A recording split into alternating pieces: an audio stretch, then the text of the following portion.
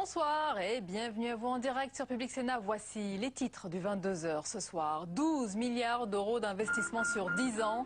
Jean-Marc Ayrault dévoile son plan d'investissement d'avenir avec une priorité écologique. Un message adressé aux partenaires verts au moment où les socialistes appellent au rassemblement en vue des élections municipales. Le Parlement se penche sur la moralisation de la vie politique. Les députés ont adopté à la majorité absolue le non-cumul des mandats dès 2017. Les sénateurs, quant à eux, examinent le projet de loi sur la transparence et ça coince déjà dans la majorité. Les détails à suivre. Au lendemain de la venue de Nicolas Sarkozy au siège de l'UMP, la campagne pour renflouer les caisses du parti bat son plein. Les militants se sont largement mobilisés. L'occasion de nous intéresser ce soir au militantisme politique, son nouveau visage et ses ressorts. C'est le thème du grand débat du mardi soir. Ils ont disparu il y a un peu plus d'un mois en Syrie. Le grand reporter d'Europe 1, Didier François, et le photographe Édouard Elias ont été enlevés le 6 juin dernier. Dans le nord du pays, un comité de soutien présidé par Florence Aubenas a été créé pour obtenir leur libération. On en parle dans ce journal tout à l'heure. Voilà pour le programme de votre 22h. Merci d'être en notre compagnie. Sous le précédent quinquennat, c'était le grand emprunt. Et voici la suite aujourd'hui avec le plan d'investissement pour l'avenir présenté par Jean-Marc Ayrault. Le Premier ministre a dévoilé un programme de 12 milliards d'euros sur 10 ans, axé en priorité autour de la transition énergétique. Un plan salué ce soir par le secrétaire national d'Europe Écologie Les Verts, Pascal Durand. Les détails avec Julie Hulin. Un plan d'investissement orienté vers les secteurs d'avenir. À la clé, une enveloppe de 12 milliards d'euros. Un plan annoncé dans un contexte budgétaire très contraint. Si l'investissement public est une nécessité, il doit aussi être une discipline. Il doit être ciblé, il doit être réfléchi, rigoureux, en un mot, efficace et utile. Premier défi pour Jean-Marc Ayrault, rassurer les Verts sur les ambitions écologistes du gouvernement. Et l'engagement est clair. La moitié de l'enveloppe sera consacrée à la transition écologique. Efficacité énergétique, rénovation thermique et un projet concret annoncé, le déploiement de 3 millions de compteurs électriques intelligents d'ici 2016. Le Premier ministre promet une omniprésence des enjeux environnementaux dans tous les domaines. Le reste de l'enveloppe devrait concerner les universités, l'innovation industrielle, l'économie numérique ou encore la santé. Une question n'a pourtant pas été abordée cet après-midi, celle du financement de ce plan d'investissement. L'État devrait envisager principalement la vente de participations publiques dans de grandes entreprises et sans doute faire appel à des crédits européens et à des fonds de la Caisse des dépôts et de la Banque publique d'investissement. Voilà, et ce plan d'investissement d'avenir qui fait donc la part belle à l'écologie est aussi un message adressé aux partenaires verts du gouvernement. Après le limogeage de Delphine Batho et à l'approche des élections municipales, le gouvernement veut oublier les crispations avec ses alliés, mais la partie est loin d'être gagnée. Les écologistes affichent leur volonté d'autonomie pour le prochain scrutin municipal. On voit tout cela avec Jérôme Rabier. Présent au gouvernement et dans la majorité, les Verts comptent cependant se dissocier d'un PS en difficulté depuis qu'il est au pouvoir. À Nantes par exemple, où une liste commune existait depuis 25 ans, l'aéroport Notre-Dame-des-Landes constitue un casus belli, même s'il faudra bien ensuite se rabibocher. Il faut qu'on assume tous qu'il y a un moment d'affirmation du projet écologiste, un moment de comparaison des projets entre écologistes et socialistes. Et puis, à un moment, obligatoirement, il y aura une dynamique de rassemblement. Il ne s'agit pas de donner les clés de la ville à la droite. Et là-dessus, c'est un point de consensus entre nous. Ce sera également le cas dans la plupart des grandes villes comme Paris, Lille, Lyon, Marseille ou encore Strasbourg, aux grandes dames des socialistes qui s'inquiètent du Front National et souhaiteraient une dynamique de premier tour, surtout avec ceux qui dirigent à leur côté bon nombre de collectivités. Il faut faire attention, surtout lorsque nous avons géré ensemble depuis 6 ans des communes. Moi, je comprends que nos partenaires aient envie de se compter par moment. Mais il faut que chacun ait en tête que ça ne peut pas être l'autonomie quand ça arrange ou quand ça démange et le rassemblement quand ça arrange. Un avertissement en forme de menace, les Verts auront par exemple besoin des socialistes pour conserver la mairie de Montreuil, seule commune de plus de 100 000 habitants dirigée par une écologiste, l'ancienne ministre Dominique Voynet. À trop vouloir s'affirmer, les écologistes pourraient perdre dans certaines villes des postes clés. Et voilà qui va faire mal au portefeuille. Le gouvernement décide d'augmenter les prix de l'électricité de 5% dès le 1er août. Une autre augmentation de 5% est prévue pour le 1er août 2014. Le tout nouveau ministre de l'écologie, Philippe Martin, a tenté de justifier cette hausse, affirmant, je cite, que le gouvernement a décidé de lisser sur plusieurs années les hausses de tarifs nécessaires à la couverture des coûts d'EDF prévues par la loi afin de protéger, dit-il, autant que possible le pouvoir d'achat des ménages. Les associations de consommateurs dénoncent une décision injuste. Dans l'actualité aujourd'hui, le Parlement se penche sur la moralisation de la vie politique. Les députés ont adopté à la majorité absolue le non-cumul des mandats dès 2017. Les sénateurs, quant à eux, ont débuté l'examen du projet de loi sur la transparence. Et ça coince déjà. Flora Sauvage nous raconte tout. Regardez. D'emblée, ça commence mal. Dans l'hémicycle du Sénat cet après-midi, les radicaux de gauche, pourtant alliés des socialistes, annoncent qu'ils ne voteront pas le texte du gouvernement. Un ministre, un membre du gouvernement, M. Cahuzac, est mis en examen. Et l'exécutif semble vouloir détourner l'attention en tournant le projecteur vers les parlementaires. Le projet, ce n'est plus seulement de la transparence, mais du voyeurisme matiné de jésuitisme. Face à ce désaveu, le gouvernement prend acte de la décision des radicaux. À l'UMP, on dénonce un texte écrit dans la précipitation et qui n'aurait pas permis d'éviter l'affaire Cahuzac. Le Parlement n'a pas à recevoir nécessairement des leçons de morale de l'extérieur, alors qu'il a en son sein suffisamment de force pour organiser sa discipline, c'est ma conviction. Vous nous dites, Monsieur Longuet, en entonnant la vieille chanson qui berce l'inertie politique, que l'on va en faire trop et qu'on va aller trop loin. C'est la vieille chanson parce que ce sont toujours ceux qui se sont opposés aux évolutions qui reprochent ensuite à ceux qui les provoquent de franchir une étape trop importante. Un peu plus tard dans la soirée, coup de théâtre, le texte du gouvernement sur la transparence dans la vie politique est renvoyé en commission. Le Sénat va devoir revoir sa copie. Et la suite du 22h à présent avec notre chroniqueur économique, Jean-Louis Gombaud. Bonsoir Jean-Louis. Bonsoir Sonia. Et l'on évoque ensemble ce plan d'investissement d'avenir dévoilé par Jean-Marc Ayrault. Sur quel secteur, sur quel domaine mise le gouvernement, Jean-Louis ? Alors les secteurs sont connus, sont les 4, parce qu'en fin de compte, on est dans 4 secteurs principaux, parce qu'on est dans le prolongement de ce que déjà avait annoncé François Hollande le 6 mai dernier. Donc de ce point de vue, il n'y a rien de nouveau. Et je dirais même, il n'y a rien de nouveau aussi par rapport à ce que M. Sarkozy lui-même avait initié avec le grand emprunt. Et d'ailleurs, cet après-midi, le Premier ministre lui a rendu en quelque sorte hommage. Donc, il y a des secteurs qui sont définis, mais l'intérêt dans cette histoire, c'est aussi la méthode. La méthode, ça consiste à dire, ce n'est pas l'État qui va mettre 12 milliards sur le secteur numérique ou sur la santé ou sur les infrastructures de transport, qui sont donc les secteurs prioritaires qui ont été définis. Non, ça ne va pas se passer comme ça. Il va lancer des appels d'offres auxquels vont répondre des entreprises privées. Donc l'État, on n'est pas dans une situation d'économie administrée par l'État pour promouvoir un certain nombre de secteurs prioritaires. Non, on est dans un État qui va épauler en lançant des appels d'offres et auxquels vont répondre des entreprises privées. Et puis en fait, il y a quand même aussi un aspect très politique, ça a été souligné juste à l'instant sur les aspects écologiques, mais aussi l'impératif pour le Premier ministre de dire l'État aujourd'hui n'est pas simplement un ouvrier qui serre en permanence la vis. Nous avons aussi des projets. Dans la boîte à outils, il n'y a pas seulement un tournevis, mais il y a également une truelle qui nous permet de construire, d'essayer de construire la croissance. Il y a donc des bons points, mais quels sont alors les inconnus de ce plan? Alors moi j'en vois deux. J'en vois deux essentiellement. Tout d'abord, les retombées économiques concrètes. Bon, évidemment, si je dis qu'il faut investir dans l'avenir, sur le numérique, tout le monde va être d'accord. Enfin, tout le monde sait bien que c'est un investissement. Mais les retombées économiques concrètes en matière, par exemple, de taux de croissance. Alors, on avait dit que le grand emprunt de M. Sarkozy, les fameux 35 milliards qu'il avait lancés, aurait un impact de l'ordre de 0,1, 0,3% annuel de croissance. C'est modeste. Là, on nous parle maintenant de 12 milliards qui vont évidemment s'ajouter. Donc, ça nous ferait 0,05% de croissance. Je veux dire par là que si on attend de ce plan, disons, une réanimation forte de la croissance économique et en matière d'emploi notamment, on risque d'être déçu. Le deuxième point, c'est le financement.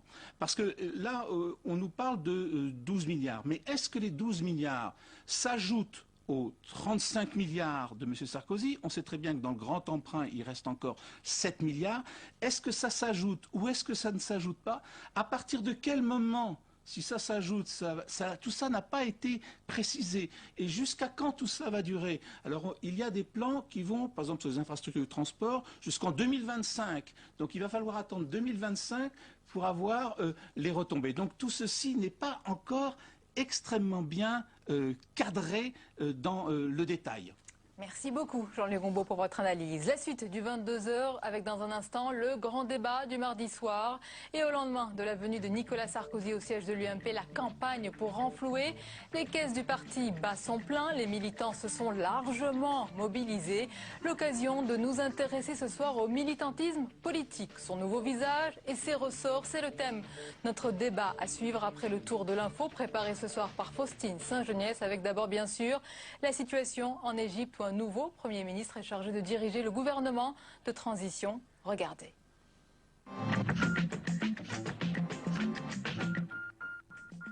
Azem Al-Beblaoui, nouveau Premier ministre de l'Égypte 6 jours après le renversement du président Mohamed Morsi. Le prix Nobel de la paix, Mohamed Al-Baradei, figure de l'opposition laïque, devient lui vice-président en charge des relations internationales.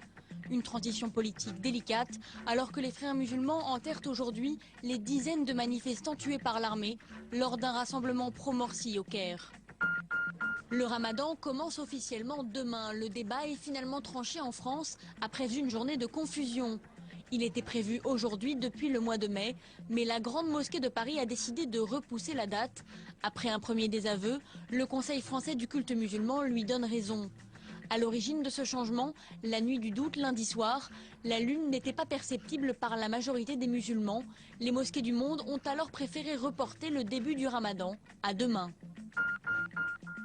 Une simple amende en appel pour Nicolas Bus, cet opposant au mariage homosexuel, le seul à avoir été écroué pour sa participation à des actions contre la loi Taubira, devra donc verser 3 000 € d'amende, dont 1 500 avec sursis. Incarcéré depuis près de 3 semaines à Fleury-Mérogis dans l'Essonne, il a pu ressortir libre du palais de justice. Cet étudiant de 23 ans est devenu un symbole pour les plus farouches opposants à la loi Taubira.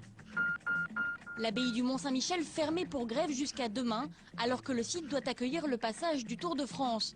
Les agents de l'abbaye protestent depuis 5 semaines pour réclamer le rétablissement de navettes réservées aux habitants ou travailleurs du Rocher. Le ton s'est durci lundi, entraînant la fermeture du site en pleine saison touristique. La venue du Tour de France demain suscite une autre polémique, la construction pour 150 000 € d'une portion de route qui doit être détruite par la suite. Le pape dans une barque tirée par le Christ et volant au secours des migrants. C'est le dessin du jour signé Plantu. Il revient sur la visite du Saint-Père sur l'île de Lampedusa, devenue ces dernières années la première porte d'entrée pour les migrants venant d'Afrique du Nord. Le pape a appelé à lutter contre l'indifférence face à leur sort.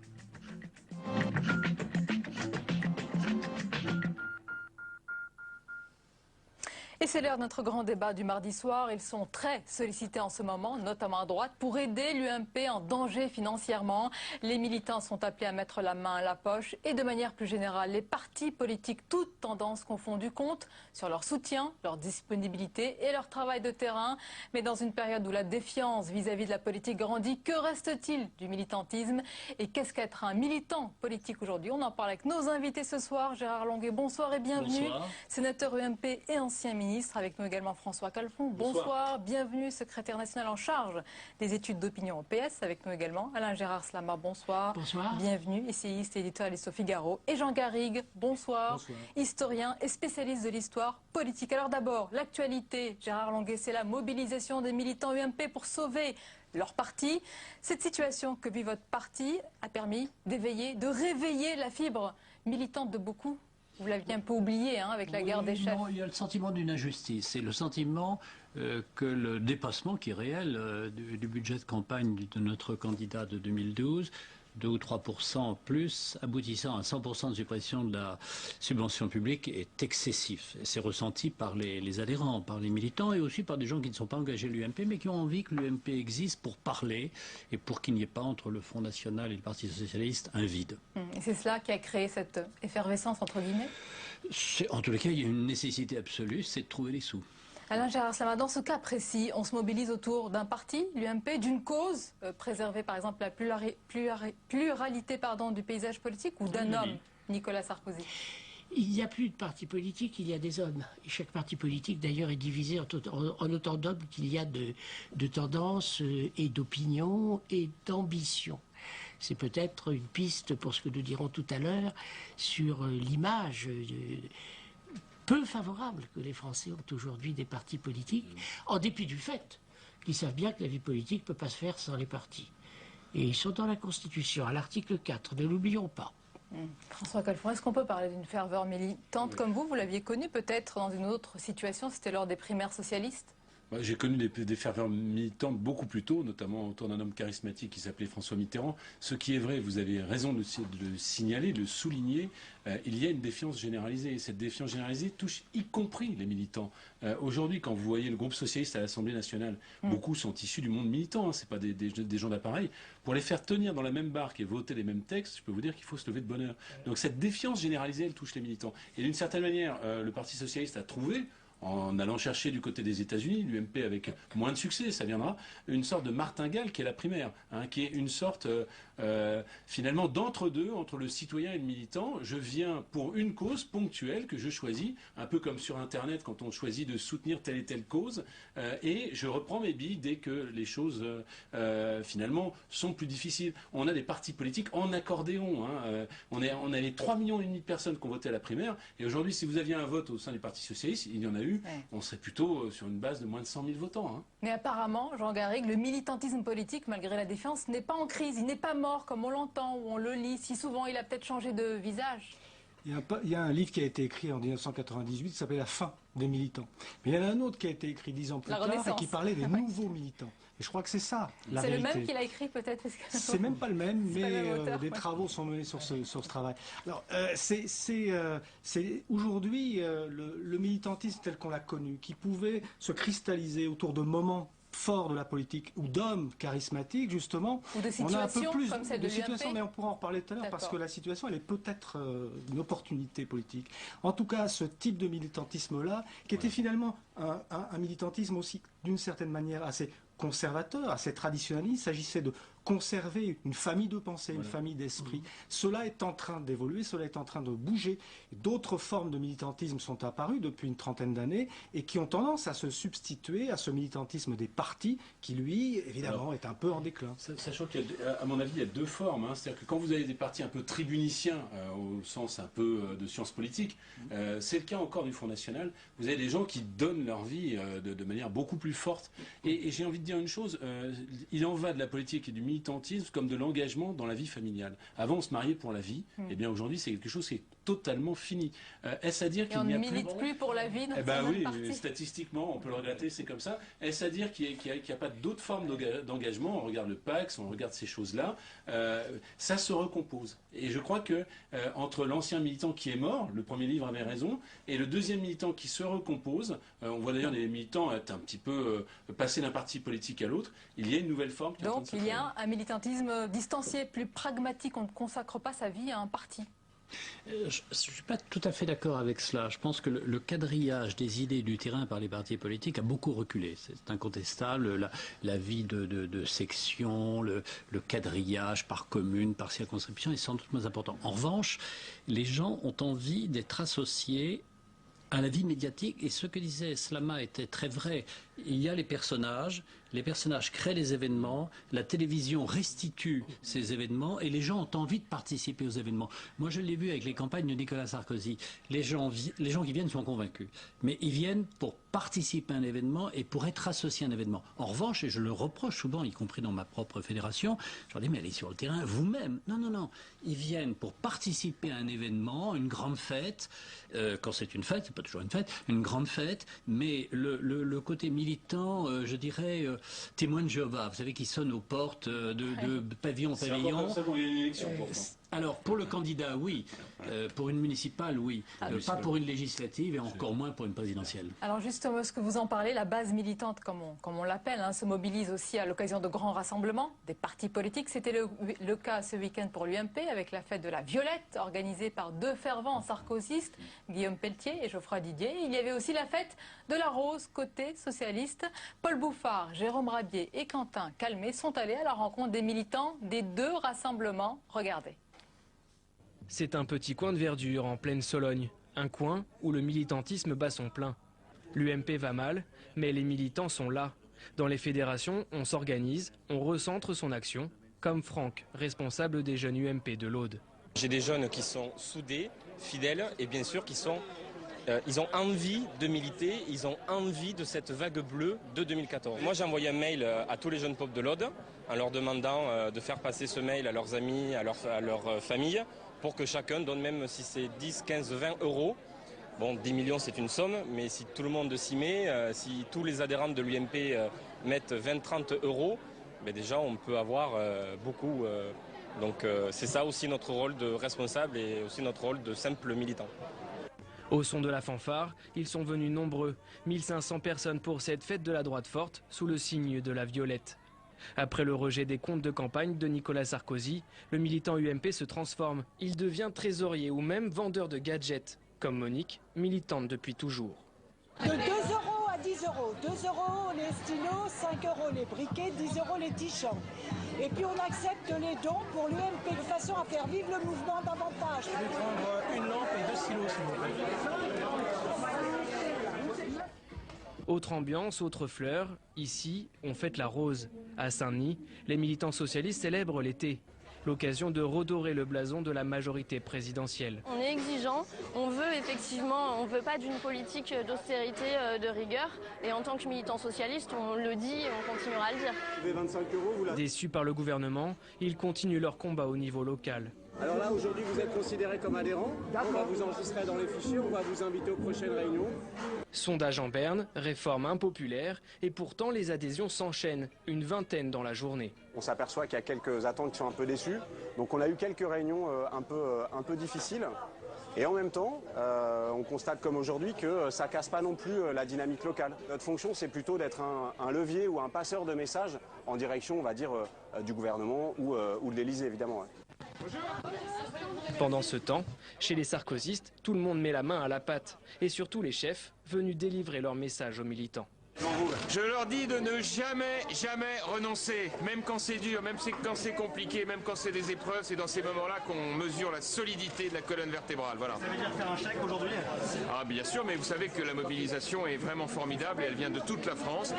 Ici, l'avenir n'inquiète pas les militants, Nicolas Sarkozy les sauvera. Pour l'heure, place à la kermesse. C'est symbolique. C'est notre mur des cons à nous. Alors voilà pour ce reportage. Gérard Sama. C'est extrêmement intéressant ce document parce qu'en même temps qu'on met ses sous, ou qu'on construit ces boîtes sur lesquelles on tire et qui sont à l'effigie des gens qu'on n'aime pas, on fait porter, ça a été dit, un message au pouvoir. Passeur de messages. Et vous voyez, il y a une espèce de renversement qui s'est opéré au cours des années d'ailleurs que vous avez décrites, depuis la fin des années 90. C'est-à-dire qu'au fond, dans la logique gaullienne, les partis existaient, puisque De Gaulle a inscrit des partis. Il en a même créé un, à ma connaissance. Et il en a même créé d'une certaine façon un qu'il appelait un rassemblement. N'oublions pas.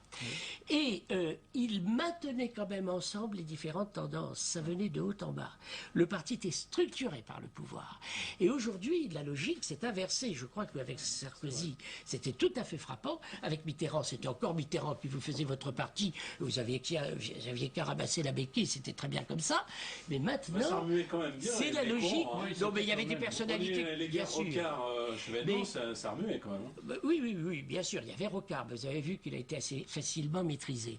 Aujourd'hui, c'est beaucoup plus difficile à maîtriser. C'est-à-dire que le mouvement, c'est l'inverse. Ce sont les partis maintenant qui sont en train de façonner de plus en plus la politique suivie par le pouvoir. C'est-à-dire que nous n'avons plus, en effet, un État qui est dirigé par un président de la République avec un gouvernement qui maintient sa majorité. Il a de plus en plus de mal à la tenir ensemble.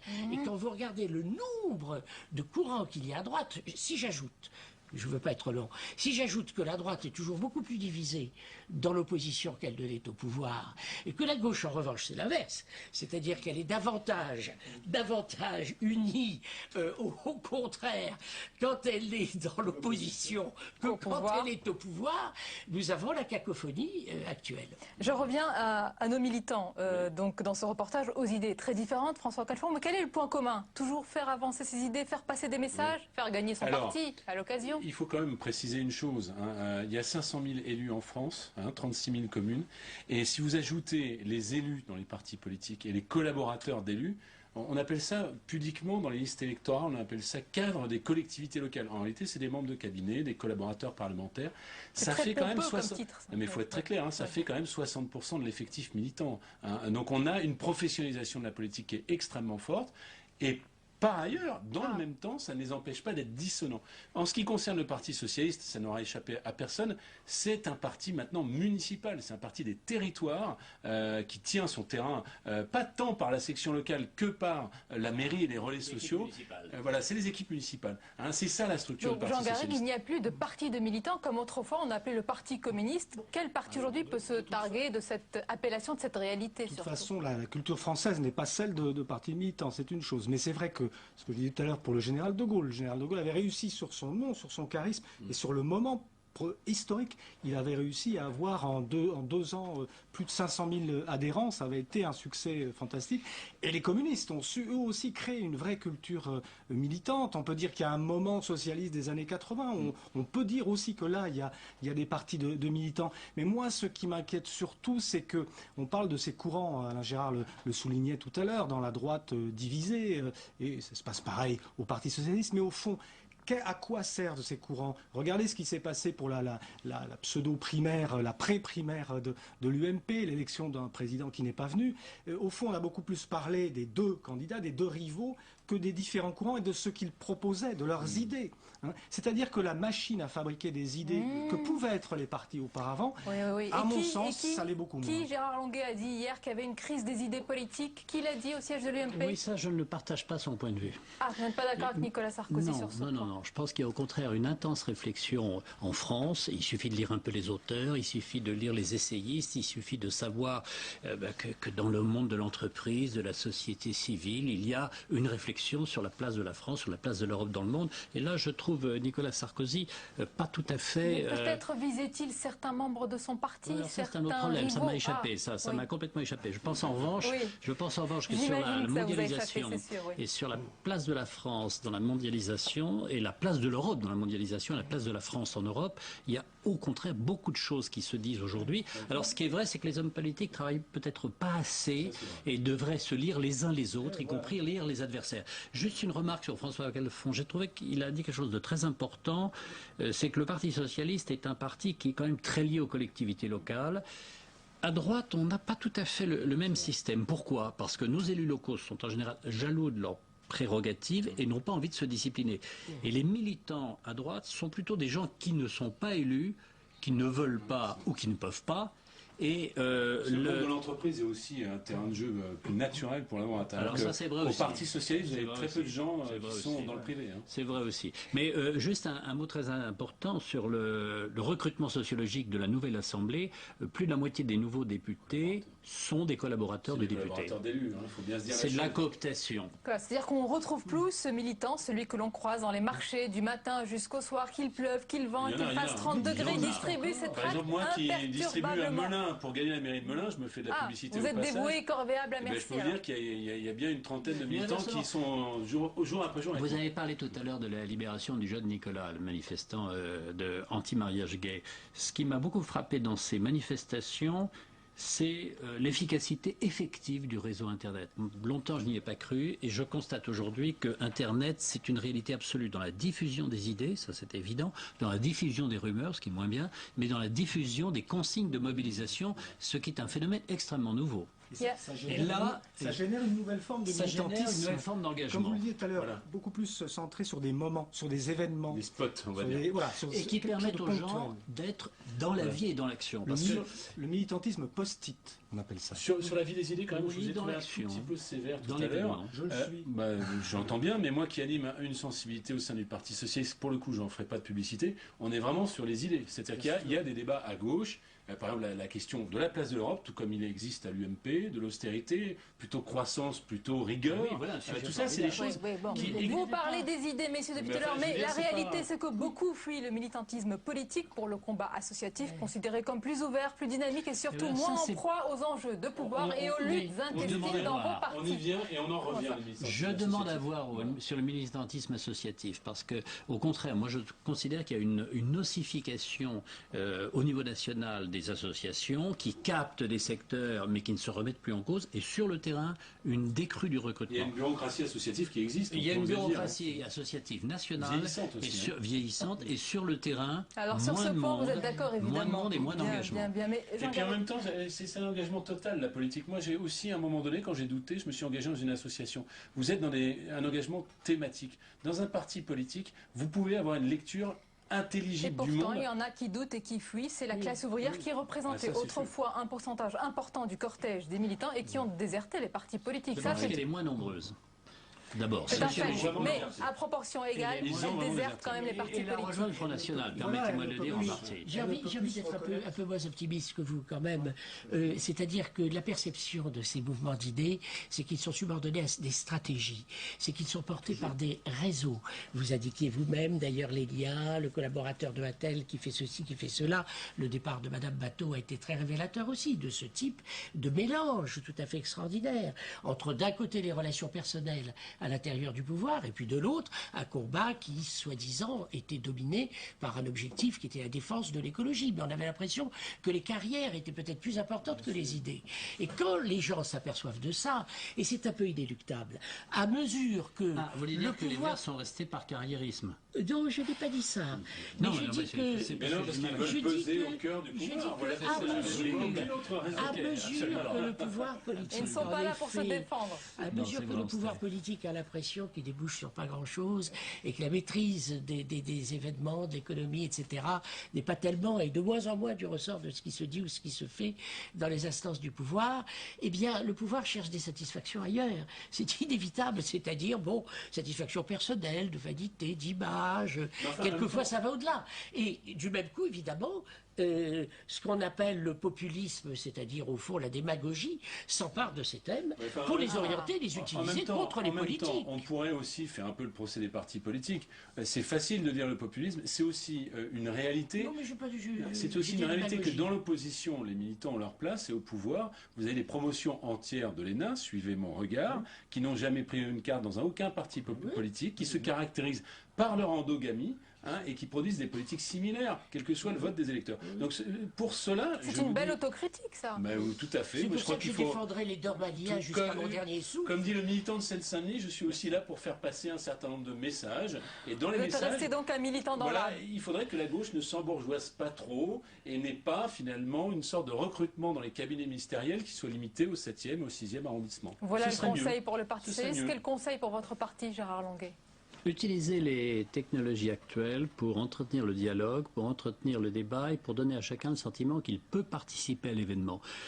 Pendant longtemps, on s'est posé la question, au fond, de faire des réunions, c'est microbien, on arrive à joindre personne, une bonne émission de télé et vous couvrez, je ne sais pas moi, 10%, 20% de l'auditorat. Et on s'aperçoit aujourd'hui qu'il y a un couplage entre le message national, les technologies et l'isolement de chacun. Et cet isolement peut être évité par ces nouvelles technologies qui amènent les gens à participer à des événements, car les gens ont envie de participer aux événements.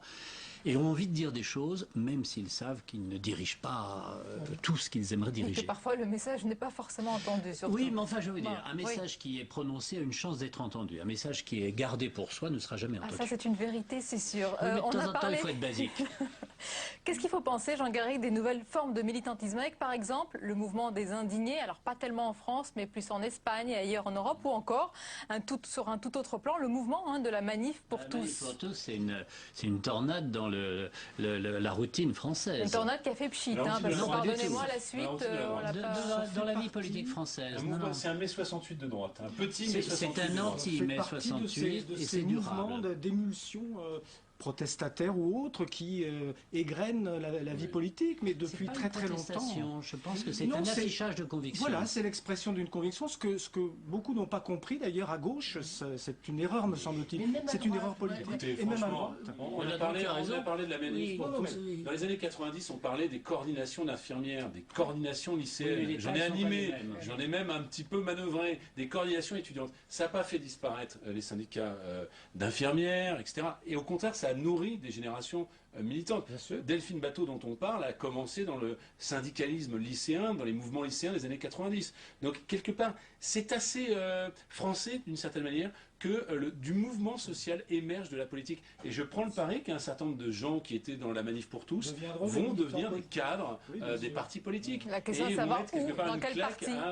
La question, ce serait peut-être aussi de réfléchir au statut des élus, à quoi servent les partis dans le cadre d'une surprésidentialisation de nos institutions. Je pense que c'est une réflexion à mener pour les deux grandes forces politiques. Vous avez tout à fait raison. Il y a une tragédie en France, c'est l'élection du président de la République au suffrage universel. On n'est pas obligé de partager mon point de vue, mais moi je n'y suis pas favorable. 2, c'est le quinquennat.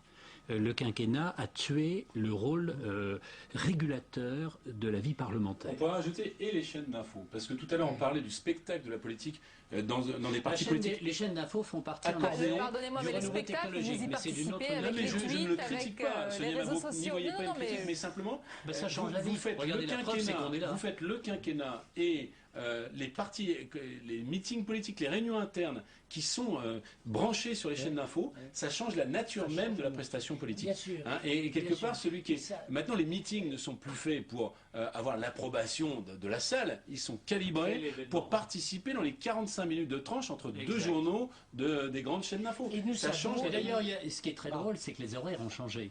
Maintenant, tous les grands meetings de campagne se font à 18h pour être sûr d'être au JT de 20h. Mais ils ne parviennent pas quand même. Et le 22h. Ils ne parviennent pas quand même à maîtriser. Ils ne parviennent pas à maîtriser la communication. Non, mais pour les insomniaques. Pour une raison très très simple. Et on l'a vu d'ailleurs dans l'affaire du mariage pour tous. C'est que ce sont les mouvements qui gueulent le plus fort, qui sont les plus radicalisés, qui sont les plus visibles et qui sont les plus perçus. Ce n'est pas nécessairement l'intention de ceux qui organisent ces manifestations. C'est bien le moins. Mais c'est la logique qui est comme ça. C'est-à-dire que contre le mariage pour tous, on a eu l'impression que c'était une grande opération sauvant la France au nom du Sacré-Cœur. Alors ceux qui effectivement étaient contre cette loi parce qu'ils la trouvaient absurde, se sont dit mais je ne me sens rien de commun avec les gens qui brandissent des attentats à la gloire de ces papes qui s'entre-canonisent, ce qui d'ailleurs donne envie de devenir pape, peut-être en effet. Oui, je suis pas de cet avis. Moi je trouve qu'il y a une minorité qui est très résolue, en effet avec des souvenirs un peu historiques, qui plongent pour moi, qui suis plus âgé, dans mon enfance. Mais ce qui est important, c'est... Vous ne remontez pas plusieurs centaines... Vous n'avez pas connu Jeanne d'Arc. Non, pas personnellement, mais j'en ai beaucoup entendu parler. Mais non, je veux dire, il y a eu des centaines de milliers de gens et quelques milliers de gens plus convaincus. Est-ce qu'on peut conclure en disant que le militantisme est et reste quand même un signe de bonne santé d'une démocratie? Gérard Longuet, le militantisme reste un signe de bonne santé d'une démocratie, c'est une vigie nécessaire. Bien sûr que c'est une vigie nécessaire. Encore faut-il que les militants sentent que leur travail, leurs efforts aboutissent véritablement à des projets de société et à l'incarnation de ces projets de société par ceux qui les gouvernent. Assurément, quand on voilà le défi des politiques face à la défiance qui grandit. Ben oui, mais absolument. Quand on regarde la révolution arabe, on regardait les militants, les citoyens qui se mettent en mouvement, c'est quand même une éclosion. Alors, parfois dans le bonheur, parfois dans les difficultés, mais on voit bien que c'est ça qui change la donne, qui fait turbuler le système. Merci messieurs d'avoir participé à ce débat. Merci à vous. La suite du 22h et un tout autre sujet à présent. Ils ont disparu il y a un peu plus d'un mois en Syrie. Le grand... Très bien. Vous allez rester avec nous d'ailleurs pour en parler, Gérard Longuet, le grand reporter. Une minute. Le grand reporter d'Europe 1, Didier François, et le photographe Édouard Elias ont été enlevés le 6 juin dernier dans le nord du pays. Un comité de soutien présidé par Florence Aubenas, elle-même ancienne otage, a été créé pour obtenir leur libération. On écoute justement la présidente de ce comité ainsi que le directeur général de Reporters sans frontières, Christophe Deloire. Qu'est-ce qui se passe en Syrie? La presse aujourd'hui ne peut pas y travailler. Il y a une chasse aux journalistes. Plus de 24 journalistes occidentaux ont été tués. Plus de 10 sont retenus en otage. Et c'est vrai que Didier et Édouard, leur famille en tout cas, ont le courage de donner leur nom. Et ça permet de révéler l'ampleur de cette situation-là. Il y a quelque chose qui est spécifique au conflit syrien, c'est les disparitions. C'est que 15 journalistes étrangers, c'est-à-dire non syriens, principalement occidentaux, ont disparu en Syrie. Sur les 15, il y en a très peu dont on a des nouvelles. Les autres, c'est le mystère le plus absolu. Et on accueille notre journaliste Caroline Deschamps. Bonsoir Caroline. Bonsoir Sonia. Et on évoque ensemble ce soir ce comité de soutien pour nos deux confrères. Oui, Didier François, Édouard Elias, cela fait un mois, vous le disiez, que le grand reporter d'Europe 1 et le photographe indépendant ont disparu de Syrie alors qu'ils faisaient route vers Alep. Et ce mardi, les journalistes se mobilisent. 30 rédactions ont en effet écrit à François Hollande pour alerter le président de la République. Parmi les signataires, on peut citer l'AFP, Le Monde ou encore France 2, qui souligne, je cite, que la détention de Didier François et Édouard Elias est en tout point illégale et porte atteinte à la liberté essentielle d'informer. Alors François Hollande a répondu en assurant de l'engagement total de l'État.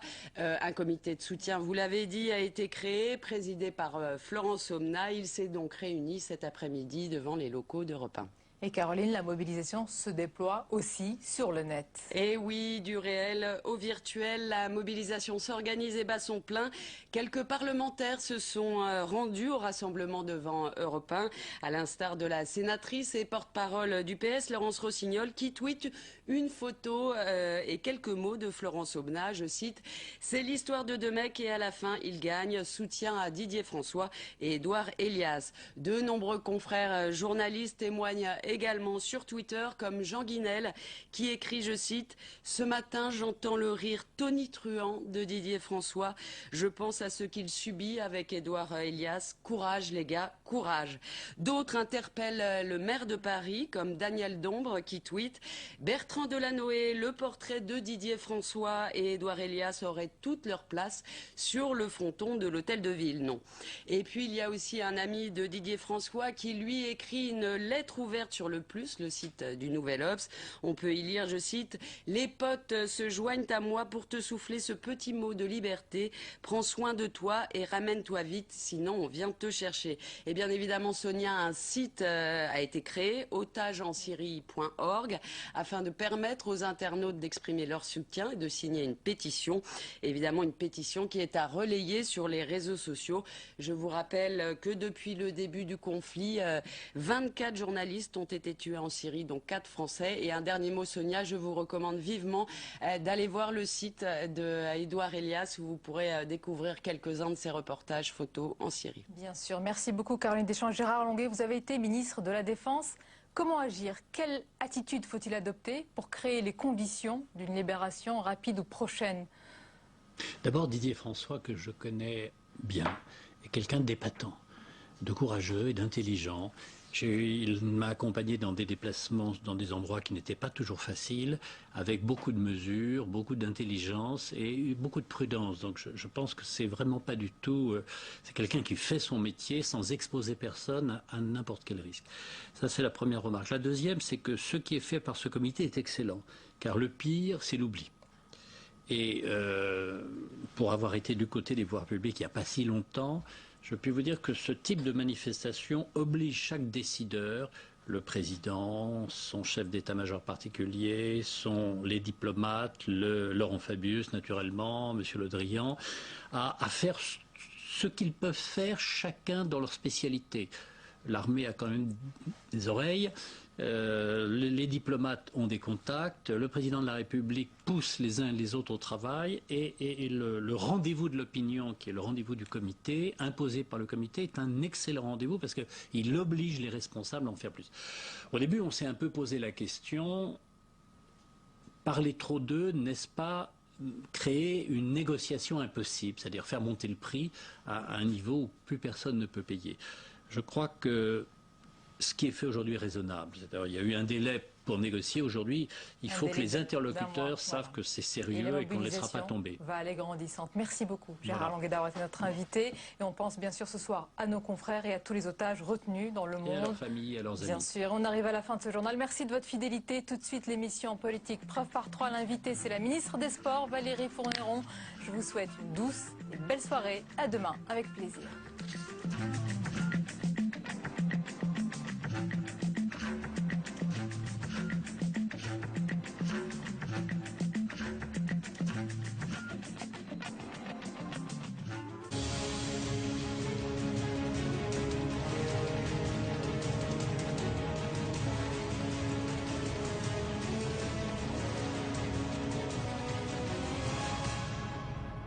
Avec nous ce soir, Valérie Fourniron, ministre des Sports, de la Jeunesse. On n'oublie pas l'éducation populaire et la vie associative. Bonsoir. Bonsoir. Et merci d'être avec nous. Nous allons faire votre connaissance au cours de cette émission, vos engagements passé et actuel également. Votre passé de sportive, volleyeuse, ce sera avec Perrine Tarnot. Avant cela, avec Françoise Chaptal, notre partenaire de l'agence France Presse ce soir, eh bien, nous évoquons ce qui ressemble à une trêve des confuseurs sur le dossier du dopage. 100e Tour de France oblige, sans doute ce n'est qu'après l'arrivée sur les Champs-Élysées à la fin du mois. Donc que sera dévoilé le très attendu rapport de la commission d'enquête du Sénat sur le dopage dans tous les sports, je précise. François Hollande s'est d'ailleurs rendu samedi dernier sur la grande boucle, Valérie Fourniron, l'occasion d'un bain de foule à Bagnères de Bigorre. Est-ce que c'était un mirage pour lui sur sa popularité ? Non, je crois que c'était important qu'il soit sur ce plus grand événement sportif mondial. C'est vraiment le Tour de France a fait rayonner notre pays, c'est fait partie de notre patrimoine. Puis il est aussi allé à Saint-Béat voir l'ensemble des habitants qui avaient été sinistrés par ces inondations. Alors moins d'un Français sur 4 aujourd'hui se dit satisfait de son action. À gauche, les mécontents sont même maintenant majoritaires. C'est comme chez les champions, il faut un mental en ce moment pour diriger la France. Vous savez, on n'a jamais imaginé que ça allait être simple. Aujourd'hui, notre pays, effectivement, est très endetté, avec en plus une situation économique et sociale difficile. Donc on savait que la première année serait une période de redressement. Aujourd'hui, l'ensemble des outils sont au rendez-vous. Le travail sur la sécurisation de l'emploi, à la fois la réflexion sur la politique familiale, l'ensemble des engagements que nous avons pris en matière d'enseignement, de sécurité, de justice. Le Premier ministre annonce aujourd'hui tout un plan investissement d'avenir, à la fois sur le secteur de la transition énergétique, sur le secteur essentiel des transports, de la mobilité, mais aussi l'économie numérique, et enfin toute la dimension santé-recherche. Il y a là, je veux dire, des perspectives indispensables. C'est vraiment dégagé dans notre budget, qui est un budget, je veux dire, sérieux, responsable, avec pour la première fois dépenses d'État qui sont en diminution. C'est la première fois de l'histoire de la Ve République. On diminuera de 14 milliards d'euros les dépenses de l'État en 2014, mais au service de nos priorités, au service de l'ensemble de ce programme d'investissement et de ses priorités, donc en matière d'emploi, d'éducation, de logement, également de sécurité et de justice. Mais pour vous, au ministère des Sports, c'est bien l'austérité, vous le confirmez. D'ailleurs, votre budget est en baisse d'année en année. Ça a commencé bien avant l'alternance, la dernière.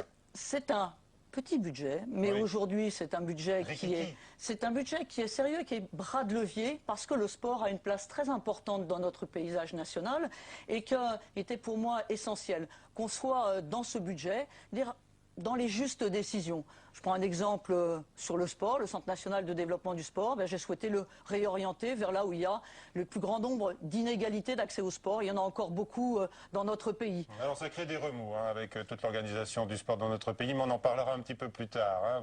Il y a des obstacles qui se dressent là sur votre route.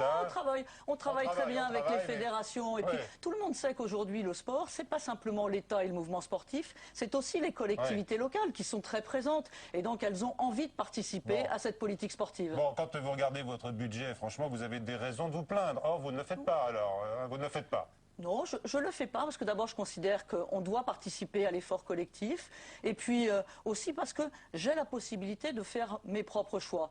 Il y a eu une année 2013 avec une réduction importante du budget du sport. En 2014, on sera sur une mission qui est beaucoup plus protégée et donc je pourrais continuer à faire les choix. Vous savez, il y a par exemple dans le monde du sport des fédérations sportives pour lesquelles le budget de l'État est infime. D'autres pour lesquelles il est essentiel pour poursuivre. Ouais. Tous les sports n'ont pas les mêmes besoins. L'argent n'est pas équilibré dans le sport. L'argent dans le sport, il n'est pas chez vous, c'est sûr. J'ai d'ailleurs trouvé des fédérations sportives extrêmement responsables, car bien conscientes qu'on avait cette nécessité ensemble de servir l'ensemble du sport français. Bon, alors vous êtes l'anti Delphine Batho, je vous écoute. Hein, vous ne vous plaignez pas de votre budget et puis vous défendez la ligne générale du gouvernement. C'est indispensable, la solidarité du gouvernement, elle est essentielle.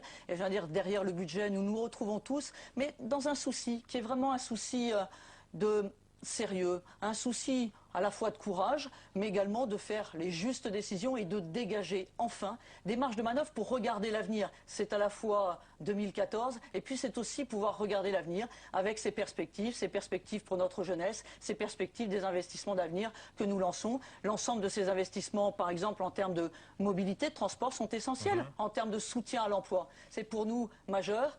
Les jeunes qui sont loin de l'emploi avec l'ensemble des dispositifs d'accompagnement, s'agisse des emplois d'avenir, s'agisse des contrats de génération. On est loin des 100 000, hein, c'est l'objectif de cette année, les emplois d'avenir. Est-ce que le sport contribue suffisamment à atteindre cet objectif ? Absolument. Et à la fin du premier semestre, nous étions sur un tiers des 100 000, ce qui, je veux dire, était tout à fait la perspective envisagée par le ministre de l'Emploi et du Travail.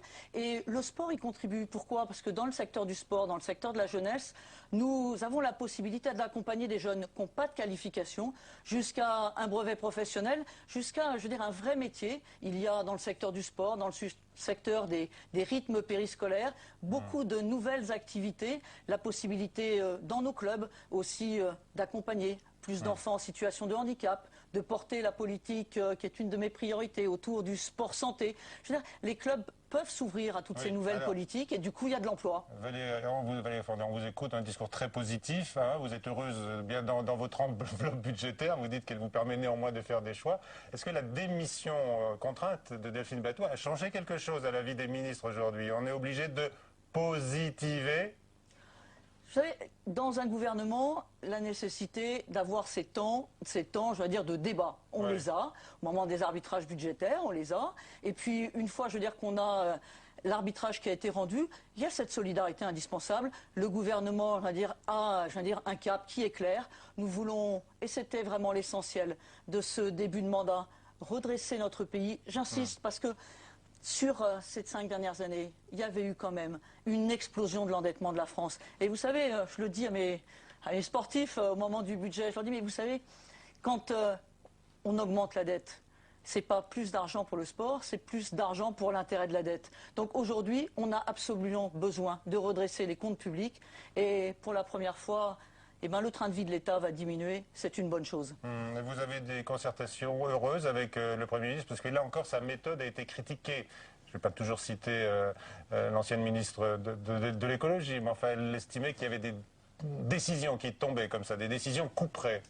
D'ailleurs, on a un mode de fonctionnement avec Matignon, avec l'équipe du Premier ministre, qui nous permet de conduire nos arbitrages et puis d'aller défendre nos positions, parce que c'est essentiel que nous puissions défendre nos positions. Et puis une fois qu'elles sont arbitrées, la solidarité, elle est nécessaire, sinon on ne peut pas conduire une politique globale. Alors vous l'avez rappelé, il y a des fédérations qui ont beaucoup d'argent, contrairement au ministère des Sports. Est-ce que c'est vrai que vos crédits dépendent en fait moins de l'enveloppe budgétaire que vous alloue Matignon que des paris en ligne ou bien des droits sportifs?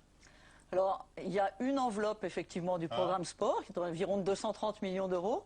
Et puis, il y a le Centre national de développement du sport, dont les recettes sont effectivement les droits télé, effectivement les paris en ligne, et puis l'ensemble des jeux de la Française des Jeux. Et donc, cette enveloppe, elle est de 270 millions d'euros, donc un peu supérieure. Son réel problème, c'est que quand on est arrivé en juillet 2012, j'ai fait le compte. 500 millions d'euros étaient engagés sur cette enveloppe pour un budget de 270 millions d'euros. Sur l'exercice 2012, 100 millions de dépenses de plus que de recettes. Donc j'ai fait voter c'était en novembre dernier, un plan de redressement de ce Centre national de développement du sport, parce que, je veux dire, il fallait absolument qu'on ne l'emmène pas définitivement dans le mur et qu'on puisse se donner des perspectives. Perspectives, d'ailleurs, elles ont été très clairement aussi relevées par la Cour des comptes, qui, dans son rapport de cet été, dit l'État n'a pas été au rendez-vous pour diminuer les inégalités d'accès au sport. Et donc pour nous, c'est à la fois le plan de redressement qu'il faut conduire et à la fois, je veux dire, être plus au rendez-vous pour l'État de ces inégalités qui existent malheureusement de façon encore trop importante dans certains territoires ruraux, dans certains quartiers populaires, pour certains publics. Vous accablez vos prédécesseurs. Est-ce que le retour à peine masqué de Nicolas Sarkozy vous inquiète ou vous fait peur ? Je ne veux pas accabler mes prédécesseurs. Sur le Centre national de développement du sport, vraiment, il y a eu une attitude qui a été, pour moi, irresponsable d'engager tant de moyens et de ne pas avoir les recettes en face. Vous diriez que c'est comme pour la campagne de Nicolas Sarkozy, il y avait une insincérité des comptes ? Bon, en tous les cas, Nicolas Sarkozy, je veux dire, ses comptes, effectivement, n'ont pas été validés par le Conseil constitutionnel. J'imagine qu'il savait, je veux dire, les risques qu'il prenait par rapport à l'ensemble de ses dépenses de campagne. Et aujourd'hui, son retour, est-ce qu'il vous inquiète ? Je crois qu'il est assez responsable de la situation dans laquelle se trouve son parti et donc me semble qu'en ce sens, il doit être au moment où son parti est en difficulté. François Hollande, dont vous êtes proche, on peut le dire, avait mis la jeunesse au cœur de sa campagne. Concrètement, c'est donc une promesse qui vous lie et de quelle façon aujourd'hui ? La jeunesse a effectivement cette belle feuille de route de se dire qu'en 2017, elles doivent vivre mieux qu'en 2012. Et pour nous, ça a été véritable défi que nous avons voulu relever, pas simplement le ministère de la Jeunesse, mais 24 ministres qui ont travaillé depuis plusieurs mois pour aboutir à une feuille de route collective qui permet non pas la mesure jeune, parce que je veux dire, on ne va pas améliorer la situation des jeunes avec une mesure, mais au contraire accompagner tous les jeunes de notre pays en les accompagnant dans leur parcours d'autonomie. Comment est-ce que finalement on passe de l'école jusqu'à son insertion professionnelle? Comment est-ce qu'on passe de sa famille d'origine à sa famille choisie? Il y a des moments dans ce parcours d'autonomie, il faut pouvoir être bien orienté, il faut à un moment donné pouvoir accéder au logement, accéder à la santé, pouvoir, je veux dire, trouver l'ensemble de ces outils publics qui permettent de construire son propre parcours. Vous avez des jeunes qui ont envie de créer leur entreprise. Comment est-ce qu'elles accèdent à la BPI? J'en ai rencontré récemment qui étaient partis sur un grand colloque. On les a envoyés avec l'Office franco-québécois de la jeunesse. Vous en avez d'autres qui sont sur la création de l'entreprise, dans l'économie sociale et solidaire. On a voulu augmenter les moyens dans l'engagement des jeunes, de l'engagement volontaire des jeunes autour du service civique. Mais également, on a souhaité, dans la loi que va porter Cécile Duflot, il y a un des éléments majeurs pour la construction de l'autonomie des jeunes, c'est leur accès à leur logement. Or, 80% aujourd'hui des locataires dans notre pays ont moins de 30 ans. Et donc, quand vous travaillez sur une garantie locative, quand vous travaillez sur réglementer un peu mieux les meublés ou ce qu'on appelle les marchands de liste, eh bien, vous travaillez pour améliorer l'accès à l'autonomie des jeunes et à leur logement. Donc, c'est vraiment pas... Je veux dire, c'est toute la construction d'une priorité jeunesse qui... parle à tous les jeunes avec un dernier élément, si je veux rajouter, parce que c'est pour moi essentiel. Ce n'est pas une politique qui est construite simplement pour les jeunes, elle est construite avec les jeunes. Et moi, j'ai voulu que les jeunes soient en permanence à travailler avec cette feuille de route. Et donc, nous avons ensemble, je veux dire, fait en sorte que le Forum français de la jeunesse, l'ensemble des collectifs de jeunesse puissent échanger avec les différents ministères. Et vous aurez, dès la fin de l'année, parce que la circulaire est partie, dans les conseils économiques et sociaux, environnementaux, dans chacune des régions de France, vous aurez enfin une place pour les jeunes. Il faut que les jeunes soient dans toutes nos instances qui construisent les politiques publiques, c'est essentiel, il faut le faire avec eux. Allez, on va abandonner un temps la jeunesse, enfin pas totalement, en abordant d'autres dossiers sportifs, si vous le voulez bien, avec François Chaptal, notre consoeur de l'AFP, donc qui est là ce soir. Et pour introduire cette deuxième séquence, c'est bien les difficultés de chaque ministre des Sports affronter le fléau du dopage. Fabrice Cunet. Je le dis tous les jours, je suis propre. Je n'ai aucun doute et je ne suis pas inquiet. Je pourrais être testé tous les jours. C'était le 3 juillet dernier à Paris. Le roi du sprint Usain Bolt tentait de rassurer les sceptiques. Mais derrière le masque, toujours des questions. Même discours volontariste sur le Tour. Les coureurs sont des piles électriques qui marcheraient à l'eau claire. En attendant, les ministres des Sports marche depuis toujours sur des œufs. Jean-François Lamour, l'un de ces empêcheurs de se doper au bidon, raconte un casse-tête. Il y a des lobbies évidents, des lobbies des fédérations internationales et de certains États qui considèrent que c'est une lutte accessoire, des fédérations aussi qui estiment que le spectacle, entre guillemets, sportif peut pâtir d'une lutte antidopage affirmée. Donc c'est tout cela qu'il faut non seulement apaiser, mais mettre à peu près autour de la table. Et ça demande beaucoup de temps. Devant la commission d'enquête du Sénat, David Douillet n'a pas raconté autre chose. L'histoire d'une certaine solitude du ministre des Sports face au dopage. Évidemment, ministre tout seul, vous ne pouvez rien.